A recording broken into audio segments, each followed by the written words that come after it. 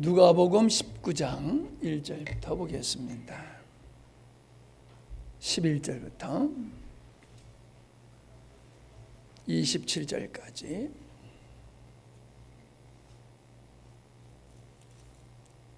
누가복음 19장 11절부터 27절까지 교독하십니다. 그들이 이 말씀을 듣고 있을 때에 비유를 더하여 말씀하시니 이는 자기가 예루살렘에 가까이 오셨고 그들은 하나님의 나라가 당장에 나타날 줄로 생각함이더라.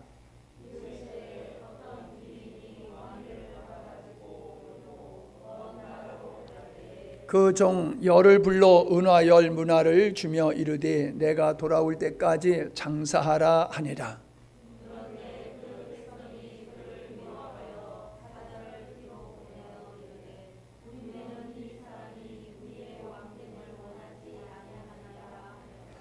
귀인이 왕위를 받아가지고 돌아와서 은화를 준 종들에게 각각 어떻게 장사하였는지를 알고자 하여 그들을 부르니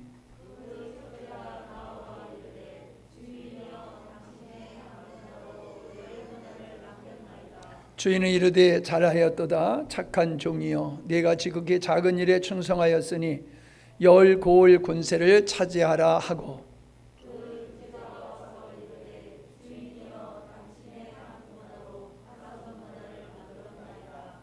주인이 그에게 이르되 너도 5 고을을 차지하라 하고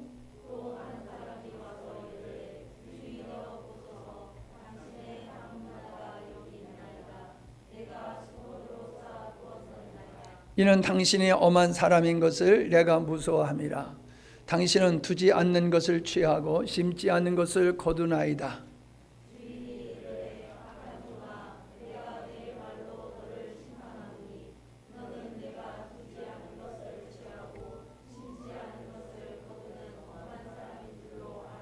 그러면 어찌하여 내 돈을 은행에 맡기지 아니하였느냐? 그리하였으면 내가 와서 그 이자와 함께 그 돈을 찾았으리라 하고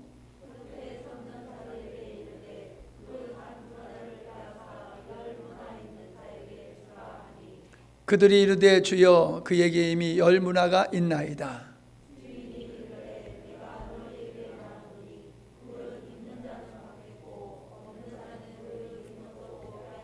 같이요. 그리고 내가 왕됨을 원치 아니하던 저 원수들을 이리로 끌어다가 내 앞에서 죽이라 하였느니라. 아멘. 문화에 대한 말씀, 달란트의 비유의 말씀과 함께 살펴보도록 하겠습니다. 마태복음 25장에는 달란트 비유의 말씀이 나오지요. 또 오늘 누가복음 19장에 보면은 열 문화 그거에 대한 말씀이 나옵니다. 공통된 것이 주인이 종들에게 돈을 맡기고 자기 소유를 맡기고 먼 곳으로 갔다라고 하는 것이지요. 타국에 갔다 오고 달란트 비유에서는 이 문화에서는 왕위를 얻으러 이제 그 귀인이 갔다가 오는 것에 대한 말씀임을 우리가 보게 되어집니다. 근데 마태복음 25장에 보면은 앞절에 10 처녀에 대한 말씀이 나오거든요. 10 처녀에 대한 말씀. 그 이제 천국에 대한 말씀이다. 그러면서 그 10 처녀가 신랑을 준비하는 그 과정을 말씀을 하시는 것을 이제 우리가 볼 수가 있습니다. 그 10 처녀에 대한 말씀을 하신 후에 마지막에 하신 말씀이 뭐냐 하면 그런즉 깨어 있으라 그날과 그 시는 알지 못하니라 라는 말씀을 하는 걸 보게 됩니다. 그러니까 종말에 대한 말씀을 하시면서 종말론적 성도의 삶이 어떠한 삶이 되어야지 되느냐, 신랑을 맞이할 삶을 사는 것이 성도의 삶이다 라고 하는 것을 거기서 말씀해 주고 있는 것을 우리가 알 수가 있습니다.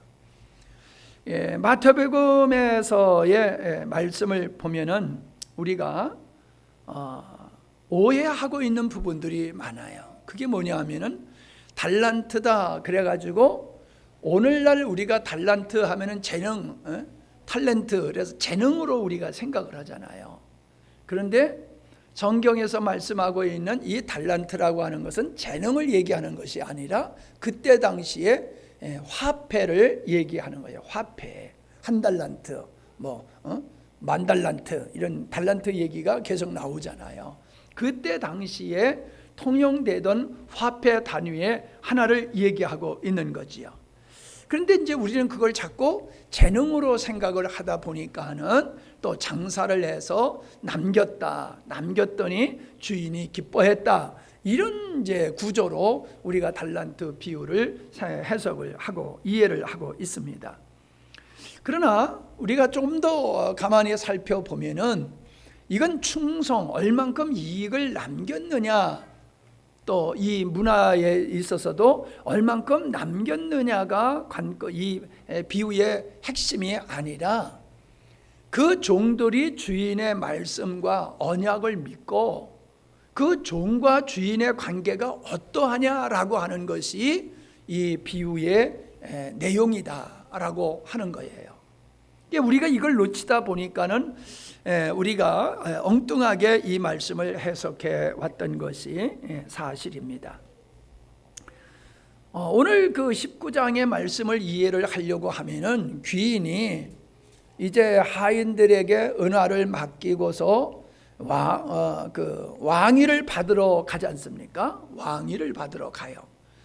이게 사실 그 시대에 있었던 거지요. 우리나라도 조선시대에 우리가 왕이 되더라도 중국에 가서 황제에게 허락을 받아야지 이게 진짜 왕이 되는 거지, 중국에서 허락을 받기까지는 진짜 왕이 아니었던 것을 우리가 역사적으로 알 수 있잖아요.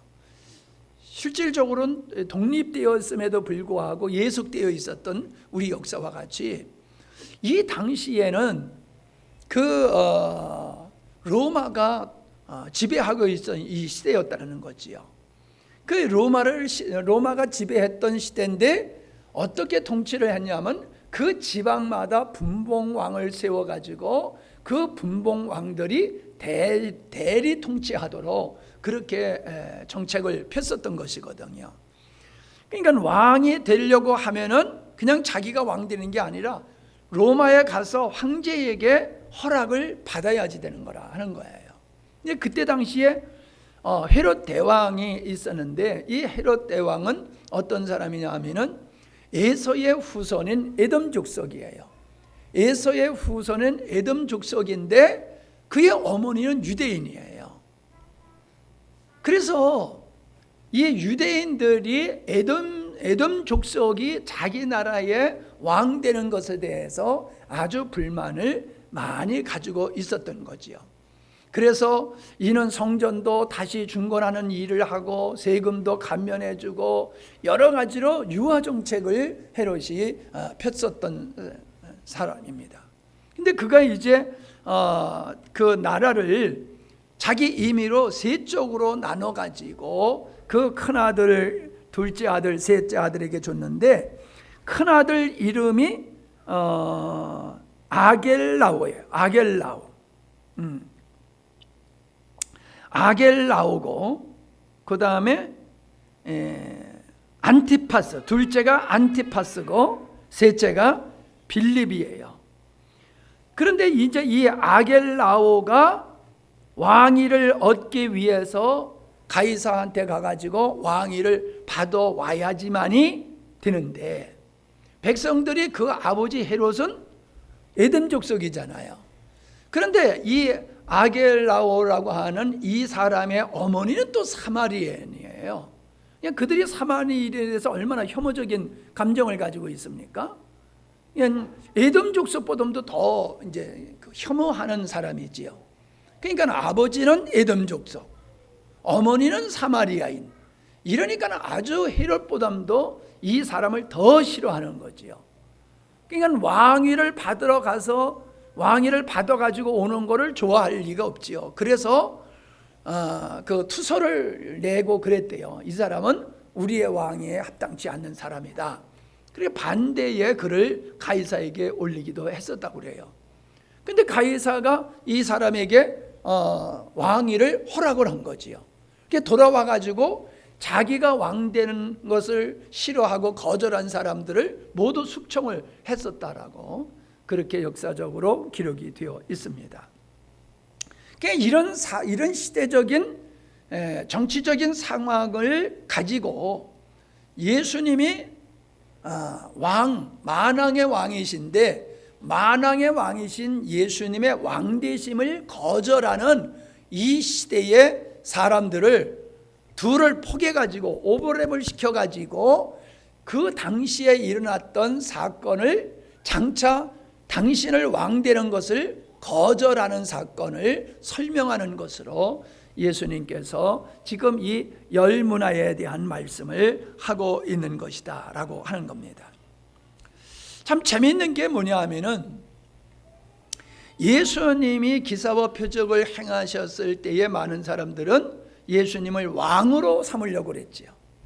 그리고 예수님이 십자가를 지시기 위해서, 다시 말하면은 예수님이 십자가를 지신다는 것은 하나님의 나라를 건설을 하기 위해서이잖아요. 그 하나님 나라를 건설하기 위해서 예수님은 십자가를 지셔야 됐다는 거지요.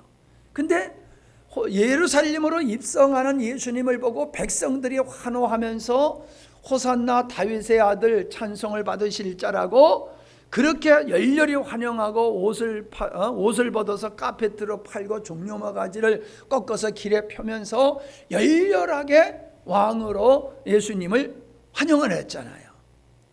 그랬던 사람들이 예수를 십자가에 못 박으라 라고 하면서 돌변했다라고 하는 거죠.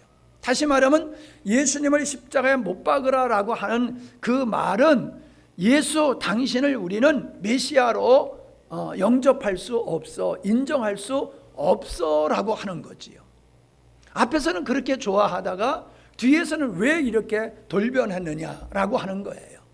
그것은 그들이 바랬던 메시아가 아니었다는 거지요. 예수님이 입성했을 때는 그 기사와 표적의 능력을 가지고 이스라엘의 왕이 되어진다라고 하면은 이제 모든 것이 새로워지고 안정되어지고 보장될 수 있는 그런 시대가 올 것으로 기대했고, 그래서 예수님을 그렇게 열렬히 환영을 했던 것이거든요. 근데 예수님은 십자가에 못 박혀 죽으셔야 된다라고 하는 거예요. 그러니까는 자기들이 원하는 메시아하고 전혀 다른 거지요. 그런 메시아를 유대인들은 원하지 않았던 거예요. 나약하고 빈약하고 초라한 그러한 힘없는 메시아 왕을 원한 게 아니라 다윗과 같은 강력한 그런 왕을 기대했는데 그렇지 않다라고 하니까는 도리어 예수님을 십자가에 못 박아버리는 모습을 우리는 알 수 있죠. 그러니까는 이 아켈라오를 왕으로 인정하지 않았던 그 시대의 사람들은 동일하게 영적인 하나님의 나라의 만왕의 왕이신 예수님을 그들은 왕으로 인정하지 않았다는 거예요. 그 백성들이 자기 혈통이 아니다, 순수한 유대인이 아니라고 하는 것 때문에 왕 되는 것을 거절했듯이, 그 당시에 그리고 그 이후에 지금도 예수님을 만왕의 왕으로 인정하지 않는 사람들의 이유가 어디 있습니까? 자기가 원하는 왕이 아니라는 거지요. 오늘 많은 사람들이 자기 나름대로 신앙을 가지고 있습니다. 근데 자기 나름대로 신앙을 갖는 목적이 어디 있습니까? 자기가 섬기는 신을 통해서 자기가 원하는 것을 얻으려고 하는 거거든요.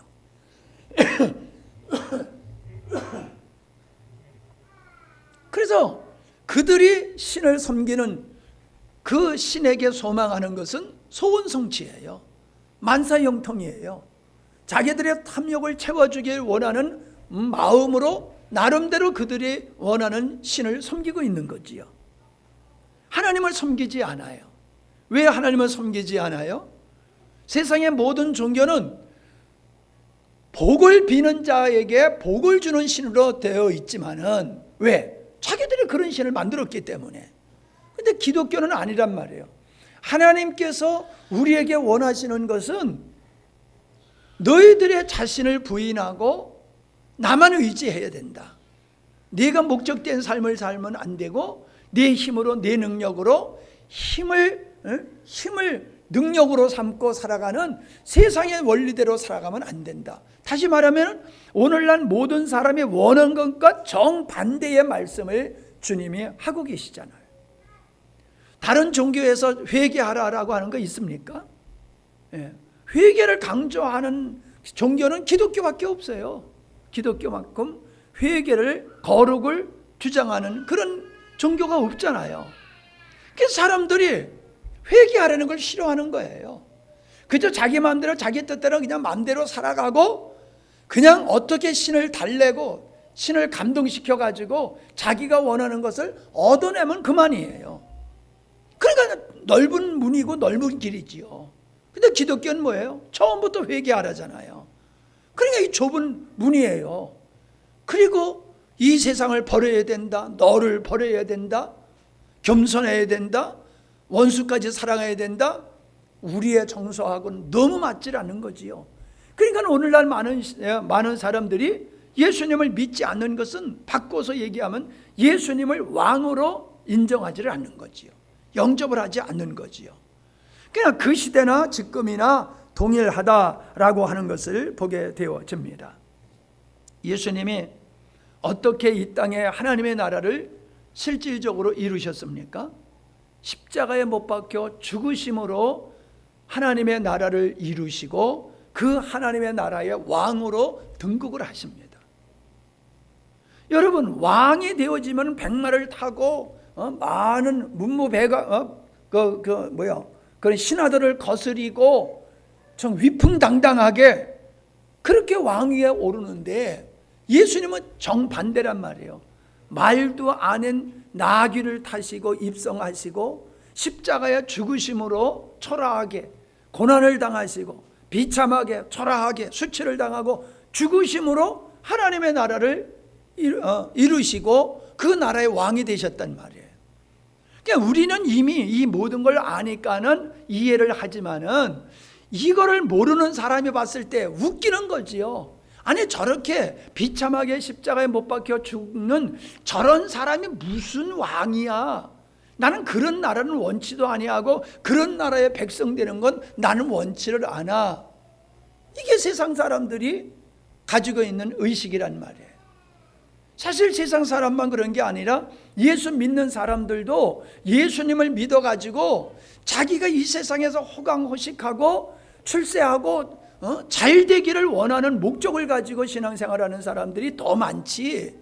예수님과 같이 십자가에 못 박히고 초라하게 초라한 모습으로 왕이 되는 것과 같이 그렇게 하나님의 나라를 만드신 그 예수님, 그 나라의 왕이신 예수님과 같은 원리로 살기를 원하는 사람들이 어딨냐 말이에요. 그걸 사람들은 원치를 않아요. 겸손을 원치 않아요. 고난을, 비난을 원치를 않아요. 겸손을 원치 않아요. 섬기는 걸 원치 않아요. 그 반대예요. 그 반대예요. 그러니까 하나님의 사람들이 살아가는 삶의 원리는 예수님을 왕으로 인정하고 예수님이 십자가로 말미암아 세우신 하나님의 나라, 그 하나님의 나라를 세운 그 원리를 따라서 살아가는 것이 하나님 나라 백성의 삶의 원리인 것이다.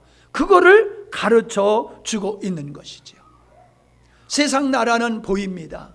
근데 하나님의 나라는 보이지를 않아요. 은닉성에 있다라고 하는 것을 보게 되어집니다. 우린 요한계시록에 보면은 하나님의 백성들, 성도들을 가리켜서 왕 같은 제사장이다 라고 얘기를 하고 있습니다. 천년 시대에 왕권을 가지고 지낼 것이다 라고 얘기를 하고 있지요.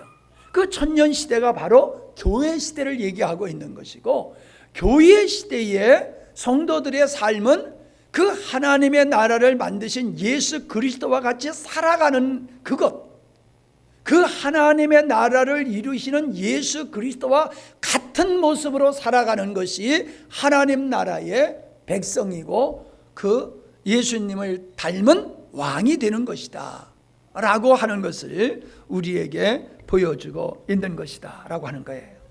자, 그런 측면에서 달란트 비유도 그렇고 문화 비유도 그렇고 주인이 멀리 갔을 때 다시 온다고 그랬단 말이에요.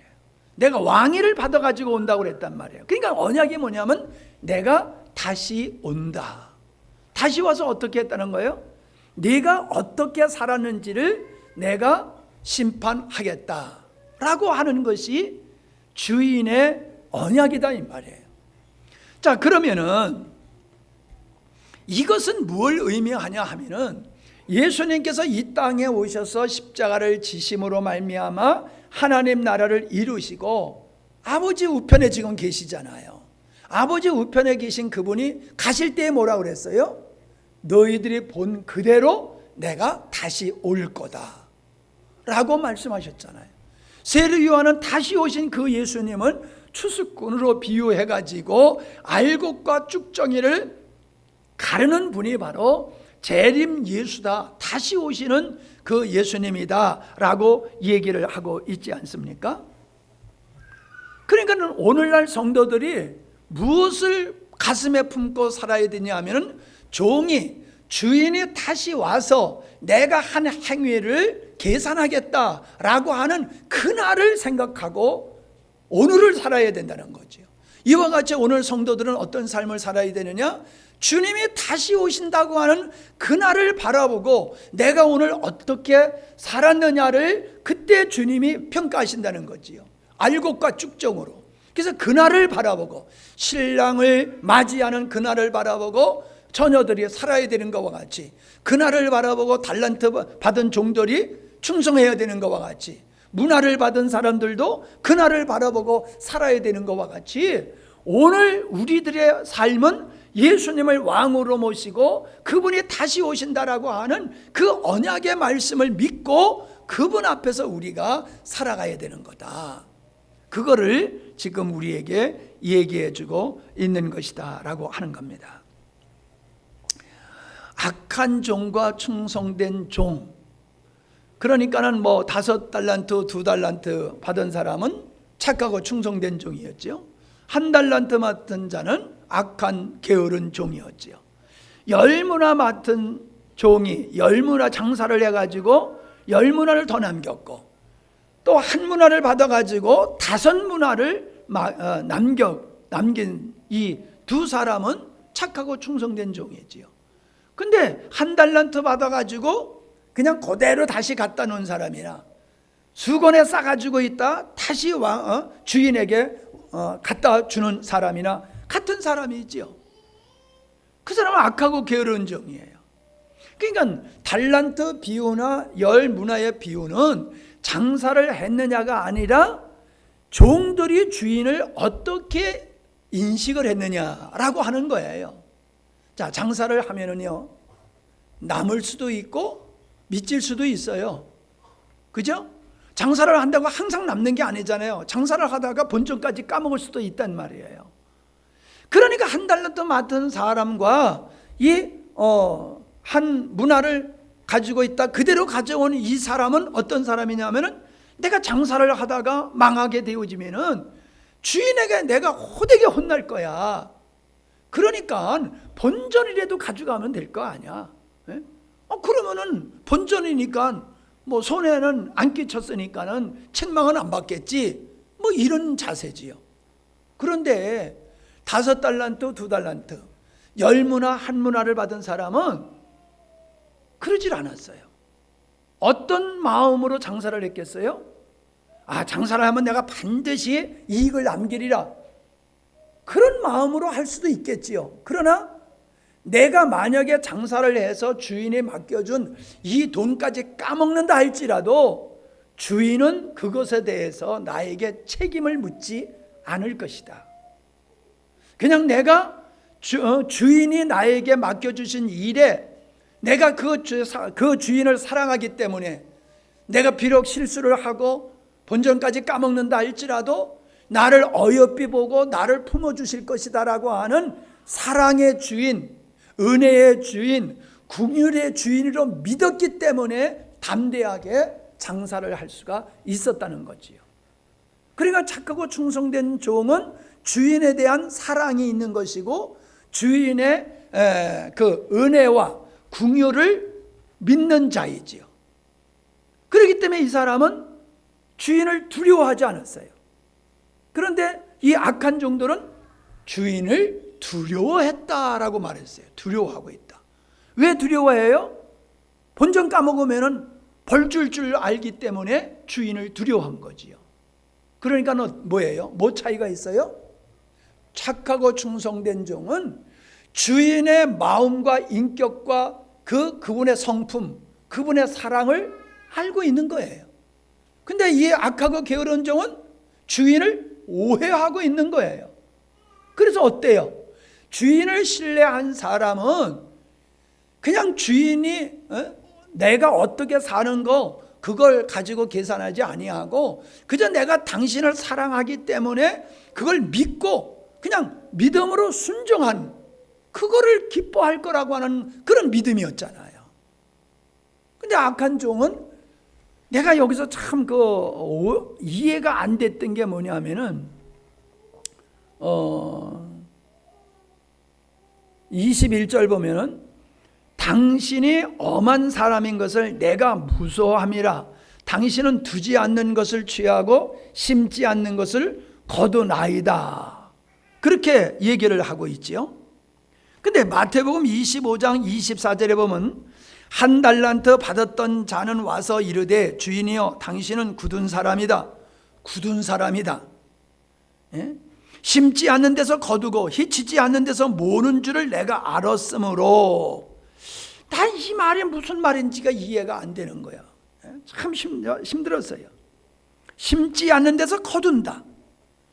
해치지 않는 데서 모은다. 이게 우리의 삶 속에서 내 머리로는 이게 이해가 안 됐어요. 그런데 이 말 뜻은 창조주라는 거예요. 창조주. 심지 않는 데서 거둘 수 있는 분은 창조주밖에 없다는 거지요. 그러니까 이 종이 주인을 향해서 이렇게 말하는 것은 당신은 창조주입니다 라는 고백과도 같은 거예요. 근데 창조주를 사랑하는 존재가 아니라 창조주를 인정하지도 않고 그를 엄한 사람으로 보고 아주 구두쇠로 여기고 두려운 존재로 인식을 했다는 거지요. 그게 악한 종이 주인을 향한 오해와 같이 오늘날 많은 사람이 하나님에 대한 자세다라고 하는 거지. 오늘날 우리 예수 믿는 사람들은 우리가 살아가는 삶 속에서 어떤 실수를 하고 우리가 어떤 잘못을 해더라도 탕자를 맞이해 줬던 아버지와 같이 주님은 우리를 맞이해 줄 거다라고 하는 그 믿음을 가지고 우리는 그냥 잘 살고 있잖아요. 장사하듯이 우리는 그냥 편안하게 살고 있잖아요. 그런데 오늘날 어떤 사람들은 어떻게 살아요? 하나님을 두려운 존재로 여긴단 말이에요. 그래서 내가 이거 하면 하나님이 진노할까? 저거 하면 하나님이 싫어할까? 그래서 하나님이 기뻐하는 일을 하려고 자기 생각을 동원하고 자기가 자기적 의지적인 열심으로 주인이신 하나님을 기쁘게 하려고 노력을 한단 말이죠. 이게 땅에 묻어두는 것이고 수건에 쌓아두는 것과 동일한 것이다. 그 나름대로 애를 썼지만은 그것은 주인이 원하는 방법이 아니었다. 방법이 아니었다라고 하는 것에 먼저 앞서서 뭐예요? 주인을 왕으로 인정하지도 아니하고 주인을 기쁘게 하려고 들지도 않았다. 이것이 이 말씀에서 하고 있는 그 주인과 그 종과의 관계를 이야기하고 있는 것이다 라고 하는 겁니다. 내가 얼마를 남겼든지 주인은 나를 있는 그대로 받아줄 것이다. 이게 착하고 충성된 종이 주인을 향해서 가진 마음이란 말이에요. 오늘 우리들도 그런 마음으로 사는 거예요. 종말론적 삶이 뭐예요? 하나님은 내가 장사를 많이 해서 주인이 기뻐하는 것 같지, 내가 선한 일 많이 하고 의로운 일 많이 하고 교회에서 뭐 헌금도 많이 하고 충성도 많이 하니까는 하나님이 기뻐하실 것이다? 그게 아니란 말이에요. 하나님이 원하는 사람들은 내가 비록 열심히 살다가 넘어지고 쓰러지고 실패한다 할지라도 그분은 나를 그냥 있는 그대로 나를 받아주고 나를 인정하고 긍휼과 은혜로 나를 품어주실 것이다. 이런 믿음으로 살아가는 것이 오늘날 성도들이 마지막 종말을 바라보면서 살아가는 성도들의 삶이어야 한다라고 하는 것을 우리에게 보여주고 있는 거지요. 자, 여기 보면은 열무나 맡은 종에게 열 고울을 다스릴 수 있는 권세를 주시지요. 자, 이 권세를 준다고 그러니까 벌써 왕 같은 다스리는 걸 생각을 해요. 근데 세상 나라는 힘 있는 자가 힘 없는 자를 지배하고 군림하고 다스리지요. 그게 세상의 원리란 말이에요. 근데 하나님 나라는 어때요? 힘 있는 자가 다스리는 게 아니라 힘 있는 자가 도리어 약한 자를 섬기는 것이 하나님의 나라의 원리란 말이에요. 그러니까 열 거울을 더 주었다라고 하는 것은 그에게 무엇을 더 원하시는 거예요? 더 많은 사람을 섬겨야 된다. 더 많은 사람을 섬기는 것이 착하고 충성된 종에게 주님이 바라시는 것이지, 상을 주어가지고 이 세상에서 이제 고생 끝, 그냥 웃음만 활짝 열리는 이러한 그런 걸 상으로 주는 분이 아니다라고 하는 거예요. 하나님은 우리에게 주시는 축복이 물질적인 축복이 아니라 은혜를 더 주셔서, 믿음을 더 주셔서, 주님의 마음을 우리에게 부어주셔서 우리가 더더욱 많은 사람들을 섬기게 하는 것이 우리에게 주신 상이고 우리에게 주신 권세다라고 하는 것을 우리가 이해를 해야 될 줄로 믿습니다. 마가복음 10장 42절로 45절에 보면은 예수님께서 이르시되 이방인의 집권자들이 그들을 임의로 주관하고 그 고관들이 그들에게 권세를 부리는 줄 너희가 알거니와. 세상 사람들이 이러잖아. 그리고 43절에 뭐라고 말씀하냐면 너희 중에는 그렇지 않을지니 하나님 나라 백성들이 살아가는 삶의 원은 세상 나라와 다르다는 거예요. 그러면서 하시는 말씀이 뭐예요? 너희 중에 누구든지 크고자 하는 자는 너희를 섬기는 자가 되고, 너희 중에 누구든지 으뜸이 되고자 하는 자는 모든 사람의 종이 되어야 하리라. 이게 하나님 나라를 세우신 원리고, 이게 하나님 나라 백성된 사람들이 살아가는 삶의 원리다라고 얘기해 주고 있는 거예요. 아멘. 자, 이렇게 하나님 나라의 원리로 살아가면은 거기서 문제가 생길 것이 없지요. 근데 반대로 세상은 자기가 강한 자가 되고 힘 있는 자가 돼서 다른 사람을 지배하려고 하다 보니까는 서로 싸움이 벌어지는 거잖아요. 그러니까 세상은 그냥 오직 싸움이잖아요. 보세요. 싸움하지 않는 것이 어딨나. 모든 것이 경쟁 속에 살잖아요. 경쟁. 이 자본주의라고 하는 게 여러분 최상의 제도가 아니잖아요.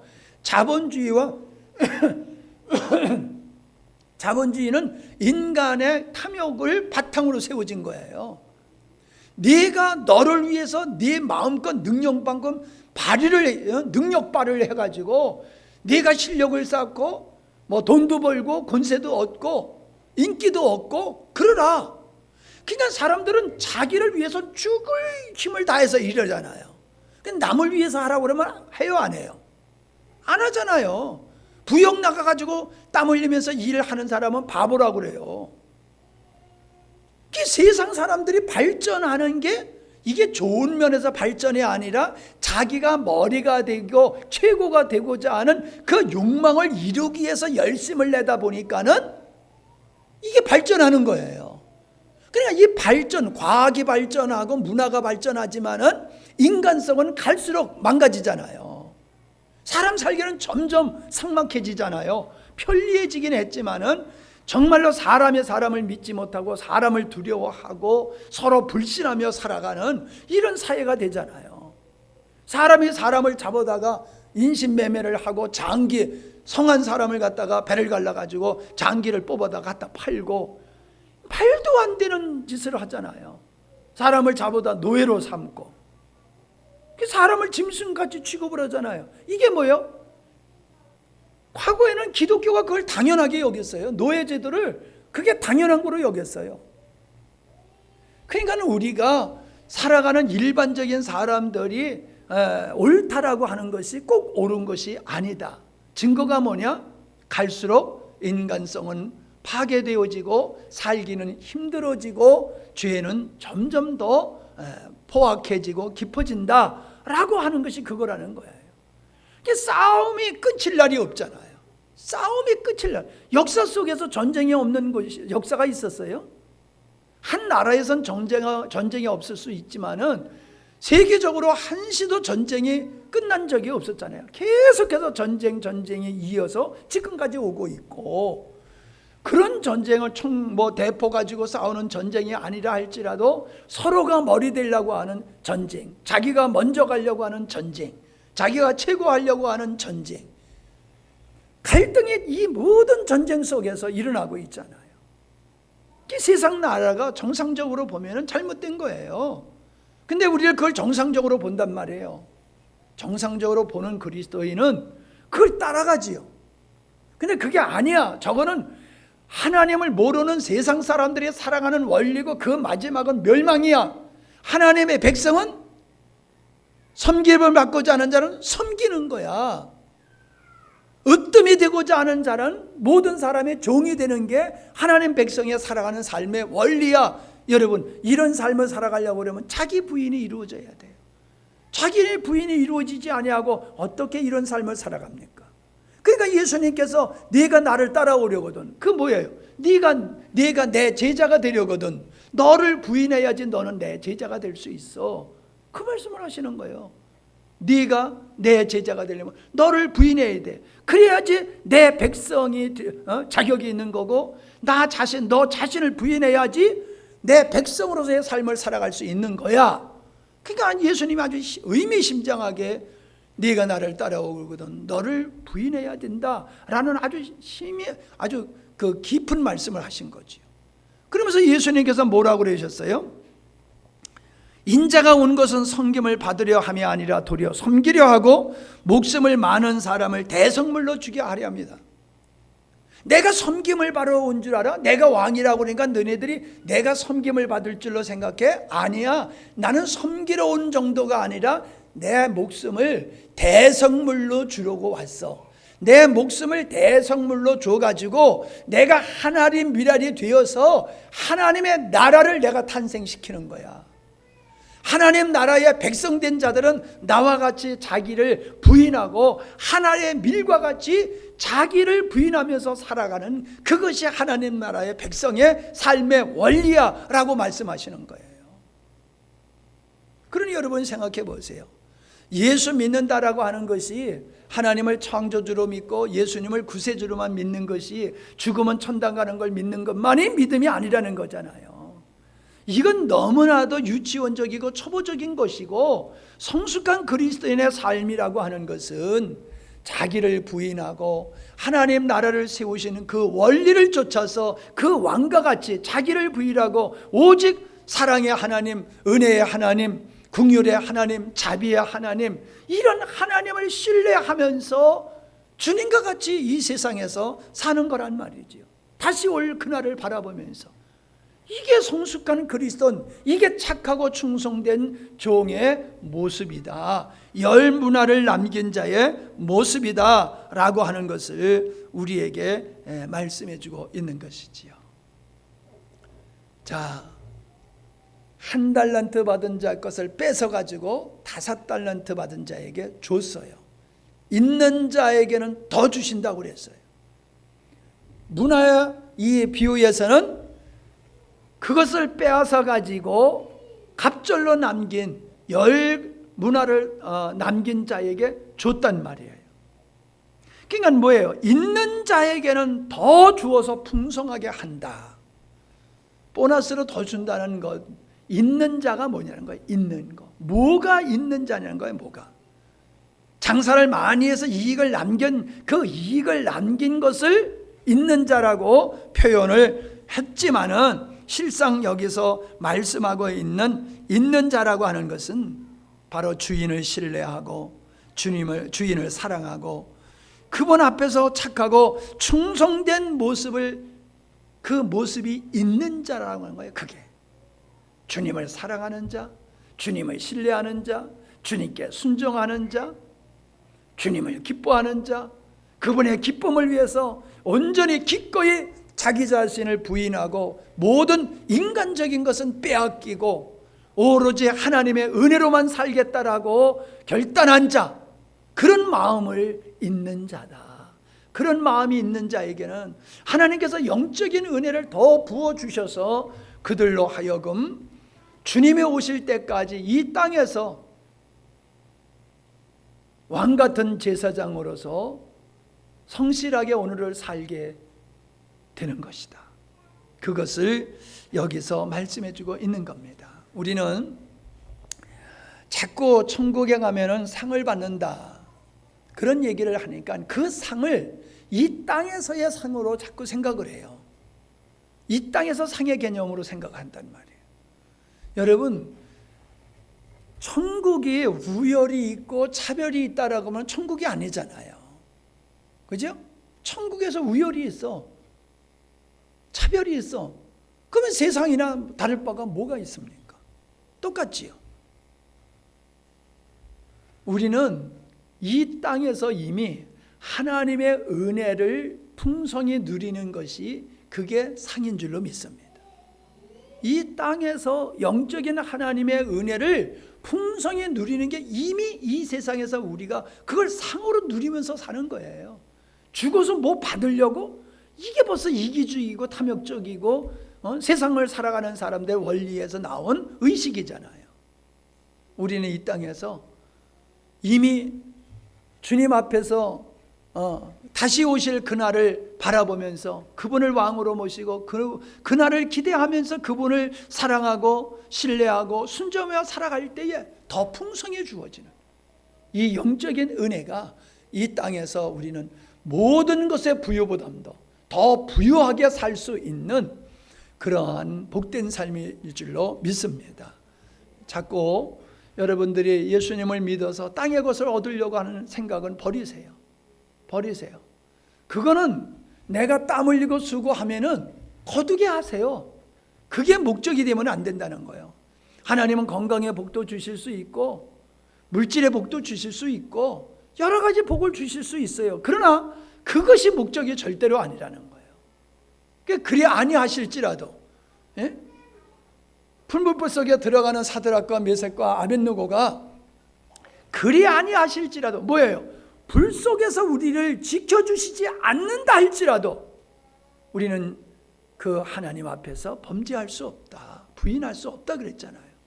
그러니까 주님이 나를 가난하게 하신다 할지라도, 내가 힘들고 어려운 환경에서 벗어나지 못하고 계속 살게 하신다 할지라도, 고난의 연속 속에 살게 하신다 할지라도 나는 하나님을 사랑하고 하나님을 경배하는 것을 멈출 수 없다라고 해야지 돼. 내가 인생을 살아오면서 많은 정말로 잊어버려서 그렇지 기도 응답받은 게 한두 가지겠어요? 그런데 내 마음속에 뼈있게 남는 것은요, 내 인생에서 아주 중요한 문제들을 가지고 내가 하나님 앞에 금식 기도도 하고 철야 기도도 해보고 몸부림을 치면서 하나님 앞에 내가 기도해 봤어요. 나 우리 아버지 돌아가실 때에 아버지 살려달라고 기도원에서 기도하고 있었는데 아버지 집에서 돌아가셨어요. 하나님 내 기도 안 들어주셨어요. 아버지 살려달라고 기도했는데 안 들어주셨어요. 빛보정 서져 가지고 날아가게 될 때 하나님 이 빛보정 서준 거 내가 뭐 못된 짓 하다가 이랬습니까? 신학생 도와주려고 한 건데 하나님 이거 막아주세요라고 얼마나 금식 기도하면서 20일을 금식 기도하면서 하나님 앞에 부르짖었는지 몰라요. 그런데 안 들어주셨어요. 네. 백전교회에서 내가 어려웠을 때 안 들어주셨어요. 그래가지고 저 지금의 송탄이죠, 동탄 그쪽에서 개척하려고 하다가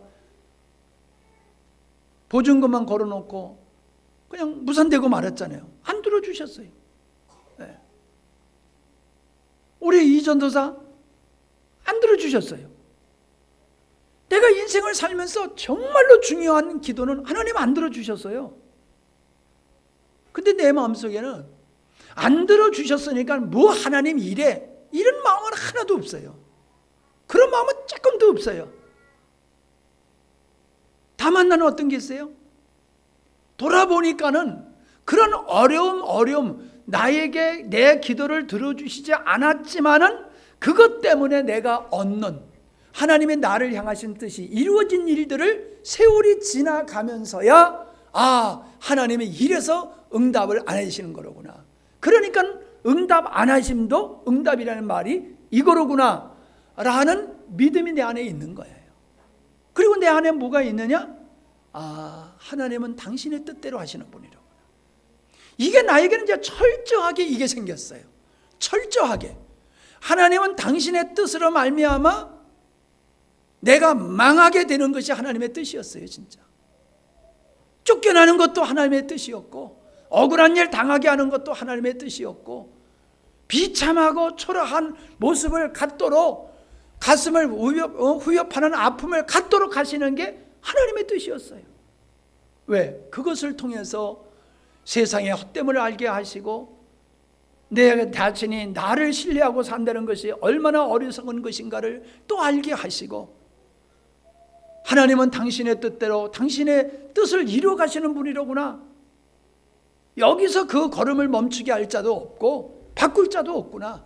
우리는 오로지 아버지 뜻이 이루어지는 일에 우리는 그 길에 서서 그 뜻이 이루어지기를 위해서 기도하고 그 일에 헌신하며 사는 것이 인생이로구나. 이게 오늘날의 나의 결론이에요. 지금까지 살아오고 지금까지 믿음의 생활을 하면서 내가 만난 하나님, 내 하나님이 나에게 하신 일은 사건을 보면은 나를 외면하신 것 같고 내 기도를 거절하신 것 같지만은 돌아보니까는 하나님은 당신의 뜻대로 당신의 방법대로 나를 향하고 당신을 향한 뜻을 이루어 오셨구나. 앞으로도 그러실 것이다. 이 믿음으로 오늘을 사는 거예요. 그러니까 내가 하나님 앞에 주절거림이 없어졌어요. 뭐 이거 이렇게 해주세요, 저거 어떻게 해주세요. 그런 기도 이제는 입에서 안 나와요. 기도한다고 주님이 다 들어주시는 게 아니더라고. 나도 주님의 앞에 정말 응답받기 위해서 인간적인 노력은 다 해봤지만은 그것은 주님의 뜻과 일치하지 아니하면 아무런 소용없는 거더라는 거예요. 하나님은 하나님의 뜻대로 하시는구나.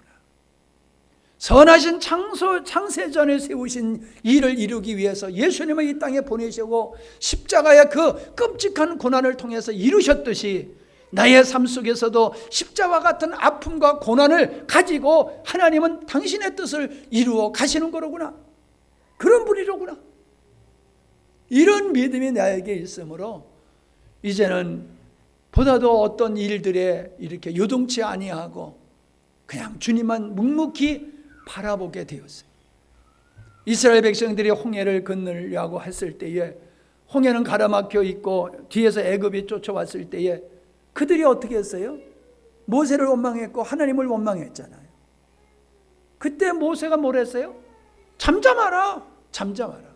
하나님이 하실 일을 기대하고 잠잠하라. 죽음 앞에서 잠잠한다는 게 쉽습니까? 지금 이 홍해가 열리지 아니하면 저 애굽 군대에 의해서 몰살을 당하게 되는 그 순간 앞에서 어떻게 요동치 않을 수 있습니까? 인간이. 근데 하나님은 잠잠하라는 거예요. 아버지 하나님께서 어떻게 하실지 너희들은 잠잠하라. 막혔던 홍해가 열린 것 그것 때문에 기분 짱 이게 아니라는 거예요. 하나님은 고난도 허락하시고 고난을 통해서도 하나님은 당신의 뜻을 이루어 가시는 분이라고. 중요한 것은 내가 고난을 당하느냐 당하지 않느냐가 중요한 게 아니라 아버지의 뜻이 이루어지느냐 안 이루어지느냐, 이게 우리의 관건이지. 내 삶이 좀 더 펴지고 내 소원이 이루어지고 사람들한테 좀 폼 잡고 뽐내면서 살게 되는 것이 우리의 믿음의 소원이 아니다라고 하는 거예요. 그런데 도리어 그런 사람들이 더 많잖아요. 그걸 원해서 그것 때문에 교회 안에서 더 열심을 내고 충성하는 사람이 있잖아요. 소용없어요. 그렇게 충성한다고 하나님께서 안 주세요. 내가 지난주에 그랬잖아요. 헌금 많이 하고 11조 많이 해가지고 망한 사람이 있다고. 우리가 생각하면 하나님은 참 미안해서라도 그 사람을 어떻게든지 잘 되게 하실 것 같잖아요. 딴 데 돈 쓴 게 아니고 헌금 많이 하고 11조 많이 하고 그랬으니 그가 망하지 않도록 하는 것이 하나님이 하셔야 할 일인 것 같잖아요. 주님의 이름을 했으니까. 근데 하나님은 하나님을 위해서 했어도 하나님의 뜻과 상관없이 한 것들은 그냥 무효가 돼버리는 거예요. 계산하지 않는다는 거예요. 이러한 말씀들을 우리가 잘 우리의 자신을 살펴봐야 돼요. 내가 신앙이 모든 사람이 옳다고 해서 그게 옳은 게 아니에요. 하나님이 옳다고 인정해야지. 근데 일반적인 모든 사람이 옳다고 생각하는 그 견해가 성경적이지 않는 게 많다는 거예요. 이거를. 그렇기 때문에 모든 사람이 옳다고 해서 그게 옳은 거라고 착각하지 말라는 거예요. 도리어 모든 사람이 옳다고 하는 반대로 걸어가는, 그 반대로 걸어가면서 조롱받고 무시당하고 진짜 빼앗기는 이런 삶을 살아가면서도 이게 맞아라고 하면서 흔들림 없이 가는 신앙이 돼야지. 하나님께서 인정하지 않는 사람들의 칭찬을 받으면 나도 하나님 앞에 인정을 받지 못하는 거예요. 사람에게 인정받으려고 들지 마세요. 예수님은 사람에게 인정 못 받으셨어요. 예수님이 사람에게 인정받으셨어요? 아니, 마지막에 십자가에서 죽임을 당하셨잖아요. 죽임을 당하셨잖아요. 뭘 잘못해서? 그들과 일치하지 않았기 때문에 그들의 손에 죽은 거예요. 마찬가지예요. 하나님 나라의 백성들의 삶은 세상 나라를 살아가는 사람들의 원리를 따라 살지 않기 때문에 미움을 받고 무시를 당하고 손해를 보게 돼 있어요. 그러나 그것을 우리는 당연하게 여기면서 하나님의 나라를 소중히 여겨요. 세상 나라 속에서의 나가 아니라 하나님 나라 속에서 내가 어떤 삶을 살아야지 되느냐, 그게 바로 지혜로운 처녀의 삶이고 착하고 충성된 종의 삶이고 열문화를 남긴 자의 삶이다 라고 하는 것을 여러분이 이해할 수 있기를 바랍니다. 하나님 아버지 감사합니다. 참 주님은 깊은 영적인 것을 비유로 말씀해 주셨기에 우리가 이것을 자의적으로 해석하다 보니 오해를 하고 있었던 부분이 참 많았습니다. 그러나 정말 하나님의 관점에서 어떤 의도로 이 말씀하셨는가를 우리가 살펴보니 이 속에 하나님의 사랑이 있고 은혜가 있고 긍휼함이 있고 용납이 있음을 보게 됩니다. 하나님을 아는 사람은 하나님을 두려워하지 아니하고 하나님을 도리어 사랑하고 신뢰하고 어린아이와 같은 모습 속에서 평안한 가운데 살 수 있음을 압니다. 오늘도 우리가 하나님을 이야기하면서 삶 속에서 우리가 실패하는 율법적이고 인본주의적인 삶을 살지 않게 하시고 우리 하나님이 기뻐하시는 착하고 충성된 종의 삶을 사는 저희들이 되게 주시옵소서. 예수님의 이름으로 기도하옵나이다. 아멘. 아멘. 아멘.